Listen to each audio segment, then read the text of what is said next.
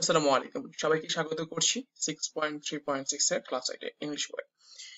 তো দেখতে পাচ্ছি এখানে একটা ছক দেওয়া আছে, আমরা ছকটা করব, তার আগে আমরা প্রশ্নটা পড়ে আসি। নাও ডিসকাস ইন গ্রুপস, অর্থাৎ এখন দলগতভাবে আলোচনা করো, and identify 5 sentences with informal features used in the text, এবং 5টি বাক্য শনাক্ত করো যেটা হচ্ছে এই টেক্সটের মধ্যে ইনফর্মাল ফিচার্স গুলা ব্যবহার করা হয়েছে। অর্থাৎ আমরা যে টেক্সটটা পড়েছি উপরে, এখানে হচ্ছে যে যে বাক্য হচ্ছে ইনফর্মাল ফিচার্স গুলো ব্যবহার করা হয়েছে, ওই 5টা বাক্য এখানে শনাক্ত করতে বলছে। তাহলে এখানে একটা করে দেওয়া হয়েছে, যেমন একটাই বলা হয়েছে my name is Khalid and I am 12 years old. এটা হচ্ছে পার্সোনাল এন্ড সাবজেক্টিভ, এখানে ফার্স্ট পারসন ইজ ইউজড, এটা ব্যবহার করা হয়েছে। চলুন আমরা হচ্ছে যে এর পরবর্তী ধাপগুলো দেখি। অর্থাৎ মূলত আপনার এই জায়গাটায় বলা হয়েছে যে এখানে আপনি ইনফর্মাল সেন্টেন্স এর বৈশিষ্ট্যগুলো লিখবেন এবং ওই ওই বৈশিষ্ট্য কোন বাক্যের সাথে সেটা খুঁজে বের করবেন।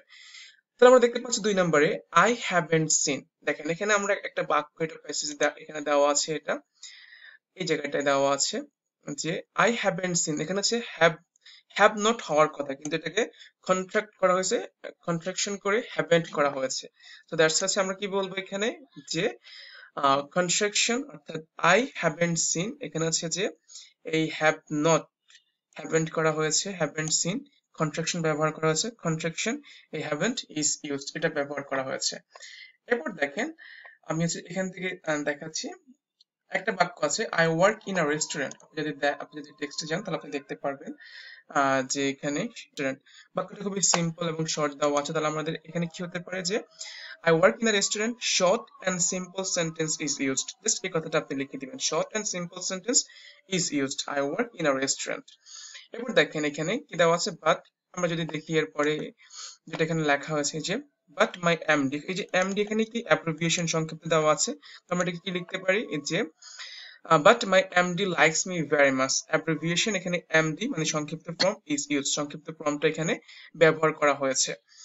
এবার দেখেন আমরা যদি পরে যাই, দেখেন এখানে একটা বাক্য আছে যে আই ফিল স্যাড দ্যাট। দেখেন আমরা যেই বৈশিষ্ট্যগুলো দেখেছি এখানে কিন্তু ফর্মালে একটা লেখা লিখেছিল, অর্থাৎ ফর্মাল ফিচার্স একটা লেখা লেখা ছিল এমনটা যে নো ইমোশনাল ল্যাঙ্গুয়েজ, অর্থাৎ এটা ফর্মালে আপনি ব্যবহার করবেন না, এর মানে এটা ইনফর্মালে ব্যবহার করা হয়।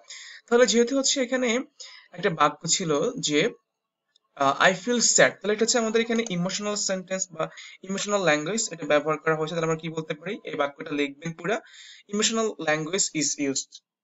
কি হবে, ইমোশনাল ল্যাঙ্গুয়েজ ইজ ইউজড, এটা ব্যবহার করা হয়েছে। এরপর দেখেন শেষ বাক্য হচ্ছে আপনার এখানে কি দেওয়া আছে one day we all, me and my brother.